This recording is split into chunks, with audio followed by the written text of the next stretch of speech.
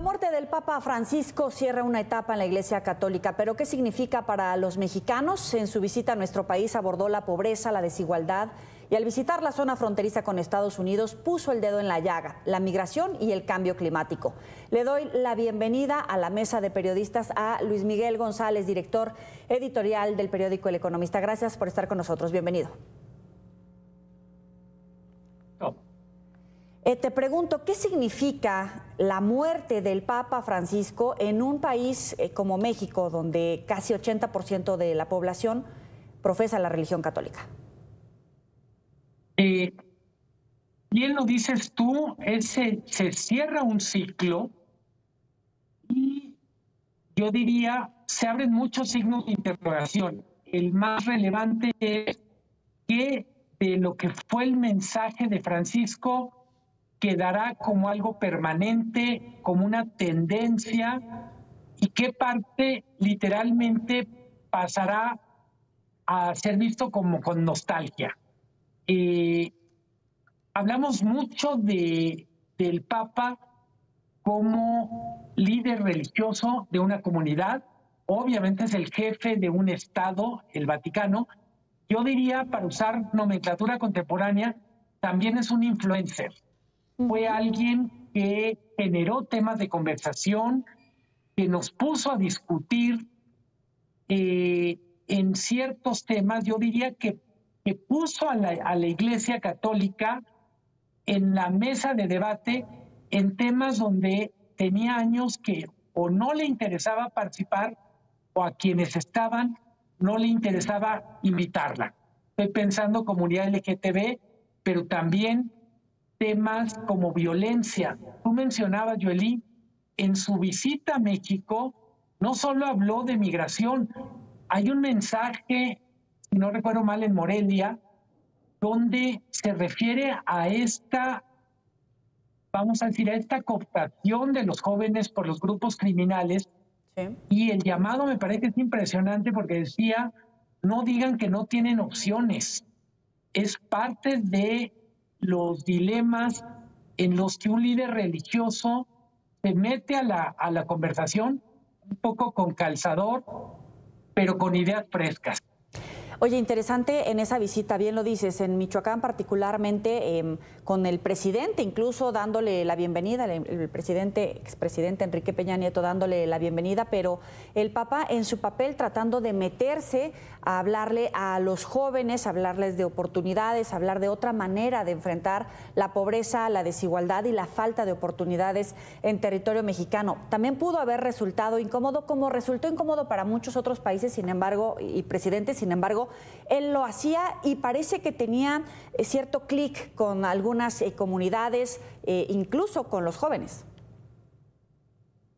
Sí, yo por eso destacaría su papel como influencer, que va más allá de hay que escucharlo porque lo dice el Papa y porque México es un país católico, hay que escucharlo porque dice cosas que hacen sentido en discusiones contemporáneas.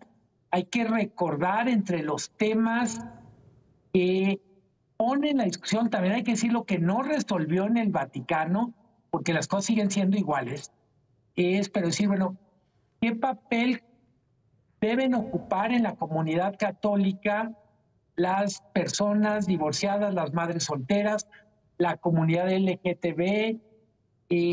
Insisto, los puso en la mesa, también hay que decir, fue mejor como animador de la discusión que como transformador de las instituciones. Ninguna de esas cosas cambió. El Vaticano sigue siendo más o menos igual que antes de que llegara Francisco. Antes de meternos al Vaticano, si Dios nos lo permite, el tema de el combate a, obviamente, la corrupción, la violencia, por supuesto, y el tema migratorio. Era incómodo hablar, por ejemplo, escucharlo hablar de la situación de asesinato de mujeres, de migrantes en la zona fronteriza, el discurso que dio en Ciudad Juárez particularmente, y ahora con la llegada de Donald Trump parece como si realmente los temas no se hubieran resuelto, permanecen ahí esas incomodidades, en este caso de manera México-Estados Unidos. No, no solo permanecen, están peor. No hay un solo tema en donde uno diga, oiga, de cuando vino avanzamos o estamos mejor. Muchos de estos temas permanecen, Luis Miguel, pero obviamente en este momento ya la guerra arancelaria entre Estados Unidos y el mundo, pero particularmente con China y la relación con México, nos hace replantearnos realmente la importancia de gente como el Papa en su papel de influencer para ser incómodo en esta agenda del acceso a la igualdad, entre comillas, o esta visión económica. Parece un contraste. Sí. Yo distingo, hay dos temas. Tú pones qué papel tienen los temas económicos vistos desde una perspectiva religiosa. Yo diría está el tema de la desigualdad entre países, desigualdad entre regiones, donde la migración obviamente es un tema económico, es un tema social, es un tema geopolítico. Yo diría un tema que preocupaba mucho al Papa y preocupa a muchísima gente en este momento es por qué el diálogo es de tan baja calidad en los temas que más nos importan. O sea, al final podemos decir es un diálogo de sordos, es una conversación improductiva en temas en donde deberíamos de tener, yo diría, la mejor de las actitudes, las mejores mentes, y simplemente eso es lo que no está. De manera simbólica, yo diría, hay dos eventos de los últimos días del Papa. Obviamente, uno es el tour, el periplo que hace en el Papamóvil, que todo mundo lo interpreta como las últimas horas de alguien que ya sabía que se estaba despidiendo. Está la reunión con Vance, vicepresidente de Estados Unidos, que es un católico converso, en donde aprovecha Francisco que el vicepresidente de Estados Unidos es católico para regañarlo por la posición del gobierno de Trump en temas como la migración. Entonces yo diría, es un influencer que no les rehuía hacer regañón. Hasta le metía su manacito ahí a Trump, ¿no? Sí. ¿No? Que también es interesante, sí. Que es como, bueno, parecería que nadie se atreve a decirle nada a estos señores, y cuando apareció ahí el Papa Francisco poniéndole literalmente un sermón al vicepresidente de Estados Unidos. Oye, y además el tema que evidentemente a los mexicanos nos toca, todo el tema migratorio, por la ola migratoria que también viene de otros países de Centro y Sudamérica, pero al final el tema de la migración también afecta a Europa, por ejemplo, ¿no? De sus primeras visitas del Papa Francisco, poniendo el dedo en la llaga en este tema a nivel global, ocasionando molestias para cualquiera de las potencias europeas, para empezar.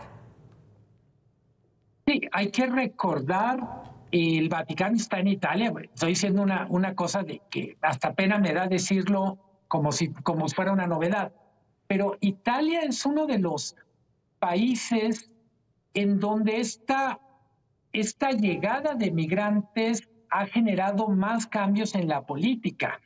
No es explicable la llegada de Giorgia Meloni, la primer ministra, que tiene una agenda conservadora, en algunos casos muy interesante, pero también es una agenda que se nutre de este sentimiento, de esta oposición a la llegada de más migrantes a Italia. Los migrantes están transformando la economía, las sociedades, pero también la política. Si no hubiera habido la llegada de millones de migrantes por la guerra de Siria, por la primavera árabe, por la pobreza de África, probablemente no tendríamos tantos gobiernos de derecha y extrema derecha en Europa como lo estamos viendo. Claro. ¿Y cómo va a incidir la religión católica, evidentemente el Islam, la guerra arancelaria, la economía, todo el reordenamiento global para definir en todo caso también quién va a ser el próximo Papa? Pero antes de entrar a eso, Roberto Roch, director general del grupo La Silla Rota, bienvenido. Te preguntaba cuál es la importancia de la muerte del Papa Francisco, particularmente para México. Gracias, creo que ya se ha estado subrayando, saludos a ambos, creo que ha estado subrayando la relevancia del fallecimiento del Papa, un Papa que, como él mismo decía, venía del fin del mundo, un Papa argentino, y yo creo que muy importantemente un Papa jesuita. Es difícil explicarlo, pero yo creo que hay varias iglesias católicas, varios catolicismos, y la corriente jesuita es una corriente muy poderosa en el mundo, y seguramente va a estar pesando de manera importante en el tema que creo hoy es más relevante. ¿Qué va a pasar? ¿Qué va a pasar ahora? Hay 137 cardenales electores, ¿no? Se tiene que elegir el nuevo Papa por 2/3 de esa cifra, y los expertos ya han perfilado dentro de ese grupo cuántos tiene cada facción de los cardenales. Se plantea, según estos análisis, que 15 de estos cardenales son francamente progresistas, ideas un poco con ideas de izquierdas, socialmente liberales, y en favor de una iglesia más inclusiva, lo cual quiere decir una iglesia abierta a la participación de las mujeres, abierta a la participación de los divorciados, de las minorías sexuales, etcétera. Pero solamente son 15 de ellos. Entre los cardenales que eligió Bergoglio y los que son cercanos a él, hay 53, es una cifra muy significativa. Se asume que 39 son moderados, socialmente conservadores, pero con frecuencia fluctuando sus posturas en ciertos temas, en cierta agenda. 25 conservadores, continuistas de la idea de la moralidad de la Iglesia Católica, y 5 nada más. Esto da cuenta de una transformación de la alta jerarquía en el mundo de la Iglesia Católica. 5 particularmente conservadores, críticos del Papa recién desaparecido, críticos de una Iglesia abierta, muy conservadores en temas sociales, que han considerado o que están considerando demasiado progresista los cambios que conservadores relativamente cautelosos, yo diría, que hizo Francisco. Bien, vamos a hacer una pausa aquí en la mesa de periodistas, ya volvemos. Continuamos en Mesa de Periodistas. Le doy la bienvenida a José Carreño Figueras, periodista y columnista de la sección Orbe del Heraldo de México. Gracias por sumarte a la mesa. ¿Qué veremos en el cónclave? El regreso a una iglesia más elitista, un poder religioso que regresará en todo caso a Europa, o los cardenales de África o Asia tienen oportunidades reales. Mira, yo diría que esa es una pregunta complicada porque no sabemos exactamente cómo van a votar. Ahora, de los 120 o así cardenales con derecho a voto, casi un centenar fueron designados por el propio Papa Francisco, con lo cual evidentemente pues hay ahí teóricamente hay una ventaja de aquellos que tienen o que quisieran seguir con alguna o con las políticas o algunas de las políticas de Francisco. Pero también es cierto que hay sectores dentro de la iglesia, sectores importantes dentro de la iglesia, que creen que el Papa fue demasiado lejos, que se ha comprometido demasiado, y de hecho una de las cosas que probablemente veremos es el intento de algunos factores externos en tratar de influenciar dentro de lo posible la designación. Esto es el viaje del presidente Donald Trump, el viaje de muchos de los dignatarios que están yendo no es gratuito. Más aún, te podría decir, el embajador designado de Estados Unidos ante el Vaticano, un hombre llamado Brian Birch, es considerado como un católico ultraconservador que fue muy crítico del Papa Francisco y de sus políticas. Así que vamos a ver, yo creo, más bien vamos a intuir más que ver un forcejeo entre las diferentes fuerzas que hay ahí. Vamos a ver también un forcejeo entre aquellos que desearían regresar el papado a Italia, y aquellos que creen que, tendrían que ir a sitios como África, donde está creciendo el catolicismo, o como Asia, donde hay también un creciente número de católicos. Y si te das cuenta, pues para una iglesia que está, digamos, perdiendo adeptos año con año, hay una cifra de 280,000 o 300,000 adeptos anuales, es importante mantener ese tipo de vinculaciones. Dicho eso, pues mira, el cónclave todavía está unos cuantos días y hay muchas cosas que se van a mover.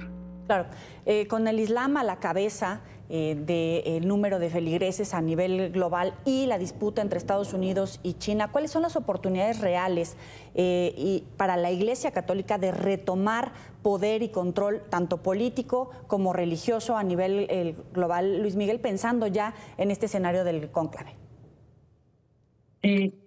A mí, sin esquivar la pregunta, Yoli, me gustaría abrir una ventana y es ¿cuál Adelante. Es el papel que juega el Vaticano en la llamada guerra cultural que estamos viviendo? Estamos en muchos de los temas, podemos decir que la elección de Estados Unidos no fue entre republicanos y demócratas, sino entre dos visiones culturales de lo que es el mundo. Lo decía muy bien José Carreño, Roberto Rock. Cuando tratamos de encasillar y decir, bueno, son conservadores, moderados, progresistas, en realidad lo que se trata de decir cómo se sitúa el Vaticano frente a uno de los grandes temas de nuestra época, que es la guerra cultural. Esto de una parte de los que apoyaron a Donald Trump, de los que apoyan a Marine Le Pen, a Vox en España, dicen, a ver, fuimos demasiado lejos como sociedad en cosas como redefinir el matrimonio, como ser tolerantes en cuestiones como identidad de género. Tenemos que volver a lo básico y queremos sobrevivir, digamos, como cultura, como civilización. En buena medida, va a ser muy interesante cómo se sitúa el Vaticano en esta guerra cultural que también está en México, que de alguna manera a veces perdemos de vista porque el gran tema ha sido la toma de muchos espacios de Morena. Pero México está viviendo esta guerra cultural, Estados Unidos, Europa, y lo que es muy curioso, Yoli, a tu pregunta, parecería que los países árabes, que países como China, no están viviendo con tanta intensidad esta guerra, porque tienen otro paradigma cultural, otra forma de resolver los conflictos.